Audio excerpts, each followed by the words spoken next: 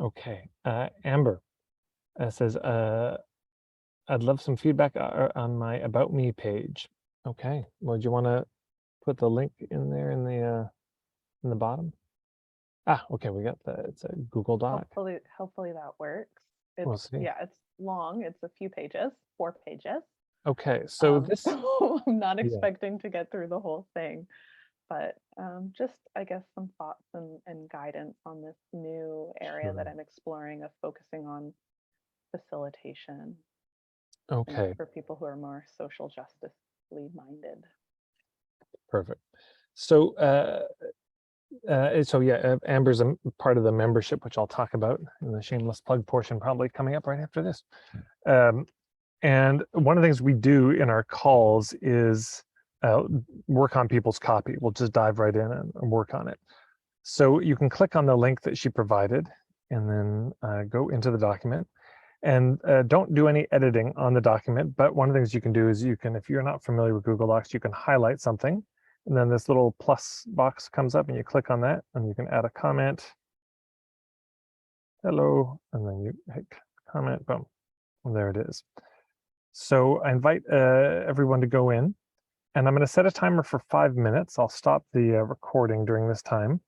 And just to give your feedback, and any, the good feedback is just, this doesn't make sense. I really like this. We're just trying to help, Amber be as clear as possible. Okay. Kind of like the stoplight approach, right? Like the red is like, oh, I don't like this. This is awful. The yellow, I'm confused. I don't really know what's going on. I need to slow down here. And then the green, like, Yep. oh, I love this. More of this, please. Perfect. Yeah. Okay. So I'm going to stop recording and we'll pick it up on the other side. Okay. So here is the bio that we're working on. So first of all, lots of thoughts in there. Thank you everybody for throwing down. And here's my big kind of wondering about it, where I feel a little stuck is, so what's the purpose of the bio? Why do we have a bio? The purpose of a bio or an About Me page is to build credibility. Credibility with whom? Well, with our ideal client, with the target markets, the people in question who we're trying to help. And so if you have a product, the bio needs to be about why your life has prepared you to make this product so well, and the parts of your life that are relevant to that. And if you are a service provider, then it's got to be about this journey from island A to B and how your life has prepared you to help people on this journey from A to B. Yeah. So if you can imagine, that's the overall architecture. And it's not a bad idea to do a kind of bookending of this, meaning you start the bio with island A, but your experience of island A, you end it with island B, your experience of island B. So an example I've given a number of times is a woman, Larissa Noonan, helps women who want to be witchy healers but grew up in fundamentalist homes. And her opening sentence is, I grew up afraid of burning in hell. And the last line is, I no longer fear burning in hell. That's an example of a bookending, yeah. So in this one, we start with point of view, but I don't know why it's relevant to me. So I'm assuming I'm somebody who's interested in facilitation from a kind of social justice lens, but it goes right into point of view about expert educator, and I don't completely see how this relates to me. When I scroll down, so this is my first question is, well, what is it that these people coming are struggling with? What's, is it that their groups are bored? Are their groups rebelling? Is it just feeling flat? Does it feel like the ways they're facilitating are inconsistent with their values of social justice? What is it where do they feel stuck? And then when we get down here, facilitation does amazing things. So we're talking about knowledge retention, buy-in, but also raise awareness of the beautiful diversity that exists in the world, model a more balanced power dynamic, create inclusion. So this is great. And then I still wonder, okay, selfishly for the facilitator, what's in it for them if they achieve all those things? Like, why are they wanting this? What are they craving that would come from achieving all those outcomes? I mean, is it those outcomes they're achieving themselves? Is the island A for them feeling like my participants are not bought in.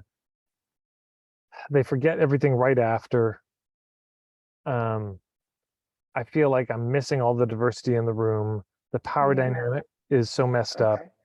I Yeah. think I should probably clarify that a lot of the people that I've worked with in this aspect of my business to this point aren't facilitators. They're Okay. people that do um, workshops that are actually seminars and lectures and them just talking for 45 minutes and maybe doing Q&A at the end Sure. and are wondering why people aren't engaged and it doesn't feel good to them. They want it to feel more equitable. They realize there's value in what other people's lived experiences are and want to start wrapping that in to what they're doing. So they're not facilitators, but they want to add facilitation tools to their toolbox. So they're trainers and workshop leaders. Right. So I would start with naming that right away, like attention, or I mean, that's more but so But it's about me, I, I, right? So I, I don't want it to be no, too right, right. sales pagey. No, I hear you. I hear you. But I would, oh, got it. I just need some more of a lead in on even though it's your story of something like, like a lot of workshop, um, you know, uh, facilitators. I had the experiences of, yeah, the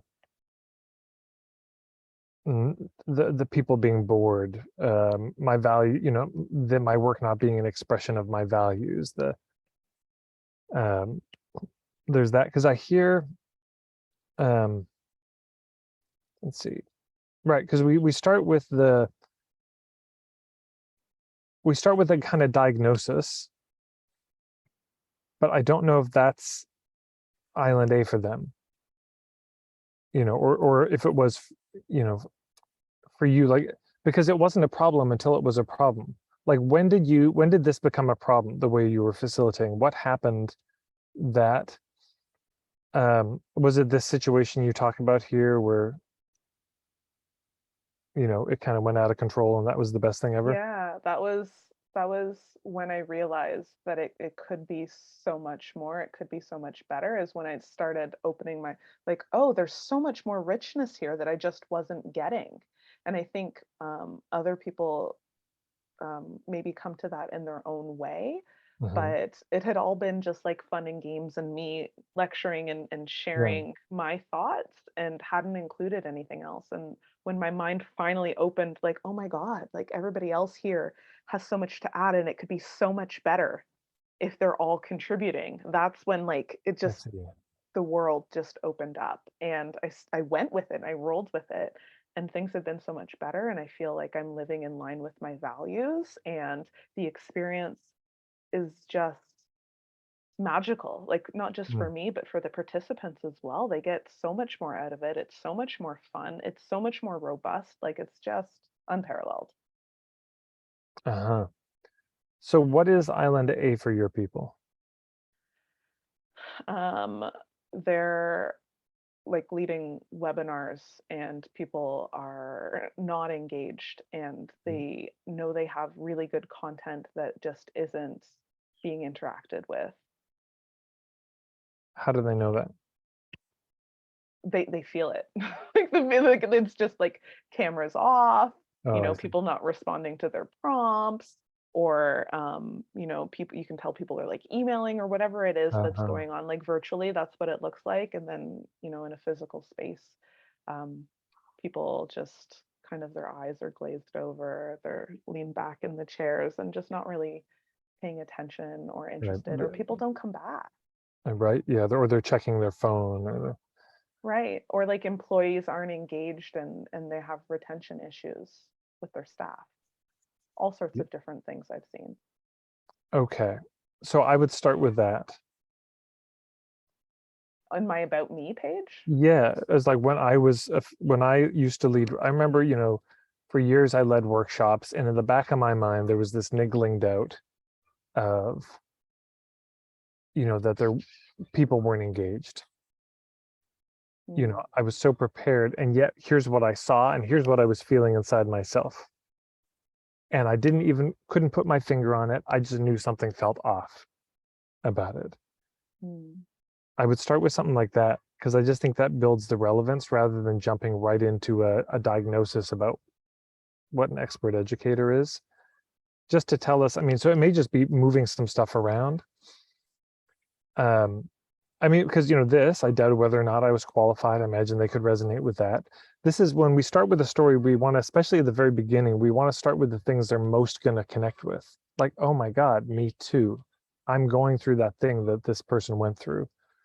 Right. So I doubted. So I could see at the very beginning, it's like when I first started teaching workshops, here's what was happening. Number one, I had doubts. Number two, I could tell the group wasn't engaged. Number three, I would leave feeling exhausted and unfulfilled, or that type of stuff.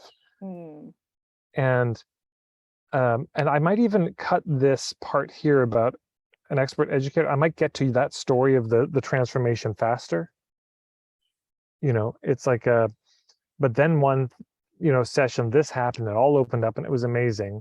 And looking back, I realized in my mind, I'd had this idea of an expert educator and what I thought that looked like, what I thought that had to be. So I might just reorder some of it. Okay. Yeah, those are some thoughts. Excellent. Thanks, Beth. I Thank you. appreciate the feedback from Yeah. everybody else. There's a lot to wade through there. Yeah. Thank you, everybody.